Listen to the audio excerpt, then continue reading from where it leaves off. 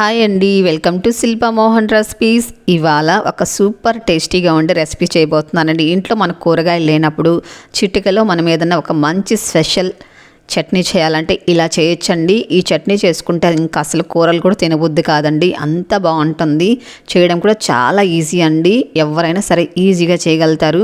ఇది రోటి పచ్చడిలాగా ఇంట్లో ఈజీగా మిక్సీలో చేసుకోవచ్చండి. ఈ పచ్చడి ఎలా చేయాలో చూద్దాం. దానికన్నా ముందుగా తప్పకుండా లైక్ చేయండి. ఇప్పుడు స్టవ్ వెలిగించుకొని ప్యాన్ పెట్టుకొని ఇందులో 2 టేబుల్ స్పూన్లు ఆయిల్ వేసుకోవాలి.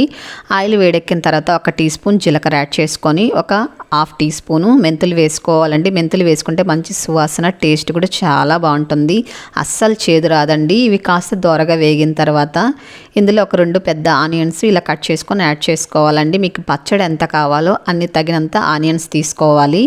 ఇప్పుడు ఇందులో ఒక 10 వెల్లుల్లి రెబ్బల్ని పొట్టు తీసుకొని యాడ్ చేసుకోవాలి. అలాగే ఇందులో కొద్ది కరివేపాకు వేసుకోవాలండి. బాగా తాజాగా ఉండే కరివేపాకు వేసుకోండి, చాలా టేస్టీగా ఉంటుందండి.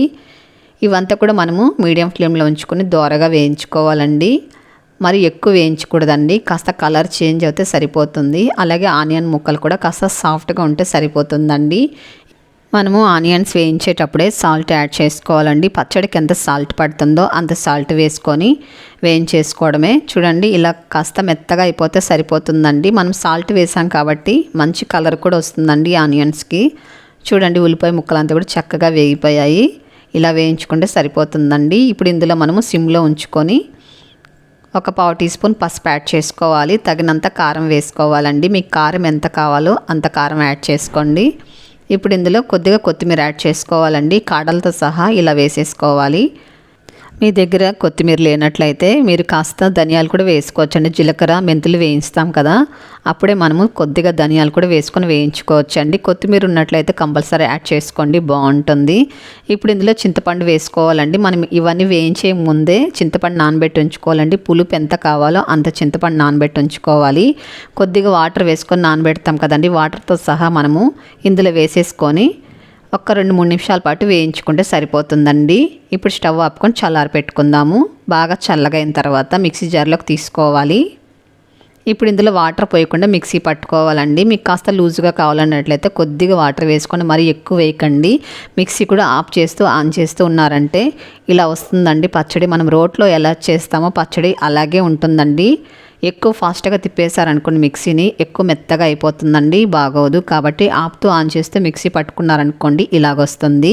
ఇప్పుడు దీన్ని పక్కన ఉంచుకొని ఇప్పుడు స్టవ్ వెలిగించుకొని ఒక చిన్న ప్యాన్ పెట్టుకొని ఇందులో 1 టేబుల్ స్పూన్ ఆయిల్ వేసుకోవాలి. ఆయిల్ వేడెక్కిన తర్వాత ఆవాలు, జీలకర్ర, అలాగే కాస్త మినపప్పు, కాస్త పచ్చినిపప్పు వేసుకొని దోరగా వేయించుకోవాలండి. వేగేటప్పుడే కొద్దిగా ఇంగు యాడ్ చేసుకోవాలి.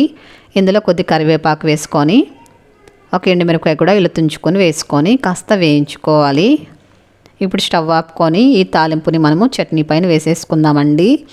చాలా అంటే చాలా బాగుంటుంది, ఒక్కసారి ట్రై చేసి చూడండి. ఇంట్లో ప్రతి ఒక్కరు కూడా మళ్ళా రోజు ఈ పచ్చడి చేసి పెట్టమంటారండి, అంత బాగుంటుంది.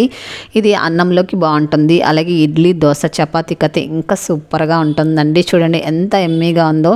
ఇంట్లో ఉండే 2 ఆనియన్స్తో ఇంత మంచి పచ్చడి చేయొచ్చా అని మీకే అనిపిస్తుందండి చేసిన తర్వాత. చూసారు కదా, చాలా ఎమ్మీగా ఉంది కదా. ఇది బయట ఉంచారంటే మీరు 3 రోజులు నిల్వ ఉంచుకోవచ్చండి. ఫ్రిడ్జ్లో పెట్టుకుంటే 10 డేస్ అయినా నిల్వ ఉంటుందండి, పాడవకుండా. నచ్చింది కదా, అయితే వెంటనే ట్రై చేయండి. ఎలాగొచ్చిందో తప్పకుండా కామెంట్ చేయండి, షేర్ చేయండి, లైక్ చేయండి. మన ఛానల్ని సబ్స్క్రైబ్ చేసుకోండి.